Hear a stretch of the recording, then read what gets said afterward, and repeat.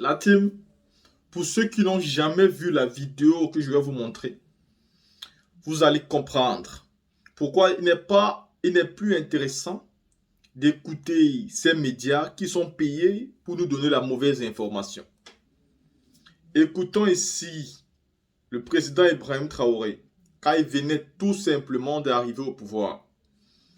Quand le coup d'État venait d'avoir lieu, parce qu'il faut rappeler ici que samedi, le président Ibrahim Traoré fêtera sa première année qu'il est arrivé au pouvoir, la première année qu'il gouverne le Burkina Faso. Mais il faut écouter ce message pour comprendre dans quel état le monsieur avait trouvé le Burkina Faso. Le pays était découpé, le pays a été partagé. Il est arrivé avec des larmes aux yeux, en disant au peuple, est-ce que vous vous rendez compte de ce qui se passe dans votre pays? Mais c'est comme dans tous les pays, hein? Il y a des guerres partout et la capitale vit. Au Cameroun, le président avait clairement dit que si Yaoundé vit, alors le Cameroun vit. C'est comme ça. Quand la capitale et la capitale économique vivent, le reste du pays, on s'en fout. C'est comme ça tout le temps. On s'en fout des autres habitants du pays. Et donc, le président Ibrahim Traoré, en arrivant au pouvoir, avait clairement demandé au Burkinabé s'il ne se rendait pas compte de la situation gravissime que traversait le Burkina Faso. Pourquoi eux à Ouagadougou étaient en train de faire la fête, étaient en train de sauter partout, de manger, boire, danser comme si tout allait bien. Et pourtant, 60% du territoire était déjà perdu. Il a demandé au Burkinabé, est-ce que vous vous rendez compte de ce que nous sommes en train de traverser actuellement? Et il a donné des directives. Il a fait pleurer des millions de Burkinabés qui, dès ses premières paroles, ont su qu'il fallait croire en ce monsieur. Un jeune qui a le cœur sur la main, qui comprend les problèmes des jeunes, qui parle à la jeunesse, droit dans les yeux, sans langage politicien. Et il le dit clairement, je ne suis pas un politicien. Moi, je vous parle clairement. Vous voyez les politiciens, c'est eux qui ont détruit notre continent. C'est eux qui partent pacter pour des pots de vin. C'est eux qui vendent nos terres pour des pots de vin. Ils vendent nos forêts pour des pots de vin. Ils vendent nos ressources minières pour des pots de vin. Nos matières premières pour des pots de vin. C'est eux. Avec les discussions politiciennes. Toujours en train de négocier pour nous planter le couteau dans le dos. Tous ces dirigeants-là, c'est comme ça qu'ils sont. Ils n'ont aucun respect pour leur pays. Le président Ibrahim Traoré est venu avec une autre vision de la chose politique, avec une autre manière de faire de la politique. Et il a parlé à son peuple. Il a demandé à son peuple de croire en lui. Il a demandé à son peuple de lui donner une chance. Et surtout, il a dit à son peuple qu'il n'avait pas le droit de s'amuser quand le pays était en train de disparaître sous leurs yeux. Il a donc préparé la population dès sa première prise de parole en face du peuple. C'était émouvant. Voilà pourquoi vous ne devez pas vous laisser distraire. La team, écoutez ce discours du président Ibrahim Traoré qui parle à son peuple. Si seulement tous les présidents pouvaient s'adresser de cette manière à leur peuple, je pense que nous serons tous d'accord avec eux, on les comprendrait. Mais ils ont de la condescendance, ils ont de la suffisance. Ils pensent que leurs pieds ne touchent plus le sol parce qu'ils sont dans la chose publique, en train de piller nos ressources, de manger seuls, de s'enrichir. Alors ils ne sont plus égaux avec nous. Écoutez Ibrahim Traoré, président de la transition. C'est peut-être parce qu'il n'y a pas eu de langage de vérité que les gens ne comprennent pas en fait ce qui se passe. Je parie que beaucoup de gens ignorent sérieusement la situation dans laquelle nous nous trouvons. Nous sommes à Ouagadougou, très souvent à Bobo-Dioulasso, en tout cas dans les grandes villes, et la vie est tout autre. Mais hors de ces villes, vous n'imaginez même pas ce qui se passe. Est-ce que tout le monde est conscient que le territoire est presque perdu? En tant que militaires, nous reconnaissons notre responsabilité. Mais qu'est-ce qui a mené l'armée à être comme ça? C'est ça aussi la question qu'il faut se poser. Parce qu'elle a été politisée. Elle a quitté même son fondement. Il faut avoir le courage de se le dire. L'armée a été infiltrée. Et chacun agit en fonction donc de certains bords politiques. Nous observons depuis très longtemps. Nous combattons et nous observons. Et à un moment donné, on a eu espoir que ça va cesser, notamment avec les événements du 24. Mais ça n'a pas cessé. Et ça continue. Ces événements du 30 sont arrivés. Je vais vous dire ce soir où est-ce que nous en sommes, où est-ce que nous partons. Et chacun serait libre, à partir de cet instant, de son action future, soit pour la patrie ou contre la patrie. De toute façon, nous sommes tous dans ce pays et vous comprendrez avec la présentation que personne ne va pouvoir quitter.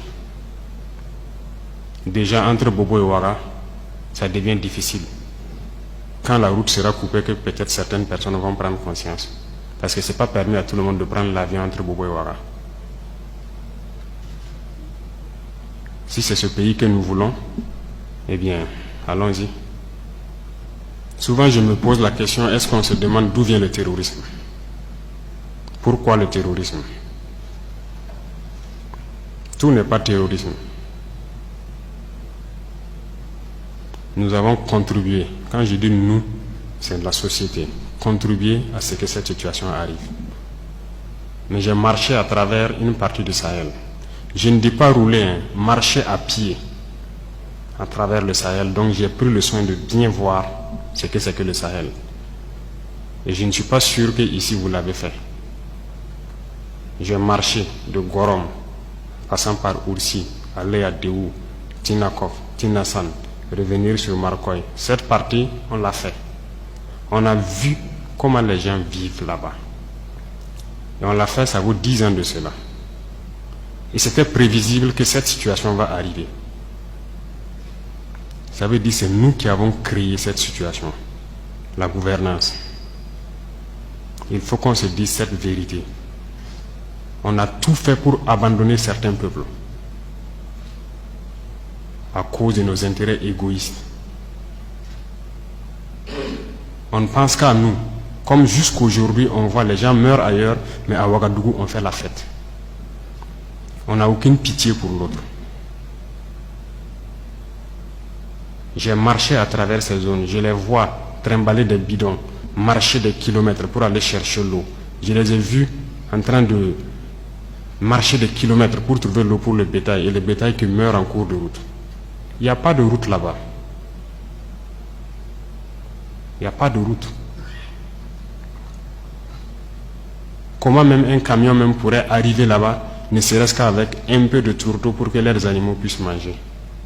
Il n'y a rien là-bas. Qu'avons-nous construit là-bas? Qu'avons-nous fait là-bas? Quel projet de développement avons-nous envoyé là-bas? Est-ce qu'on s'occupe même de leur vie? Rien que simple eau.